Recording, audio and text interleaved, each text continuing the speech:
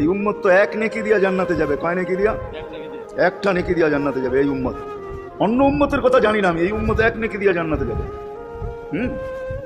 নবীর একটা আদর্শের কারণে জান্নাতে যাবে। সিরত মানি আদর্শ। আর এটা আমরা কদমে কদমে মুহতাজ।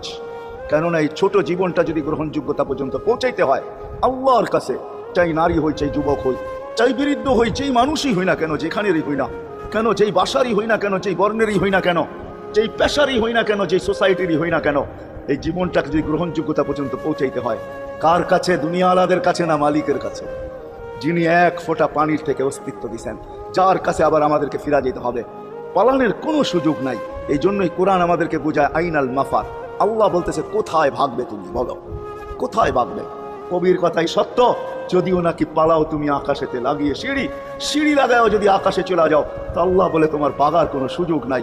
কেননা ইল্লা বিসুলতান, ওইখানেও আমার রাজত্ব, এইখানেও আমার, তাইনো আমার রাজত্ব, বামে আগে পিছে উপরে নিচে সর্বত্র আমার রাজত্ব। আমার রাজত্বের বাহিরে যাওয়ার ক্ষমতা তোমাদের নাই। দ্বিতীয় কথা এটো, আইনা আনা মাআকুম আইনা মা কুনতুম, যেখানে যাবে ওইখানে আমি সঙ্গে থাকবো, আমাকে দূর করতে পারবে না। যদি করো তাহলে তুমি থাকবে না, তোমার অস্তিত্বই থাকবে না। কেন আমাদের ভিতরে আল্লাহ নাই বটে, কিন্তু আল্লাহর একটা পাওয়ার আছে যেটাকে রূহ বলে। কুলির রূহ মিন আমরি রব্বি, আল্লাহর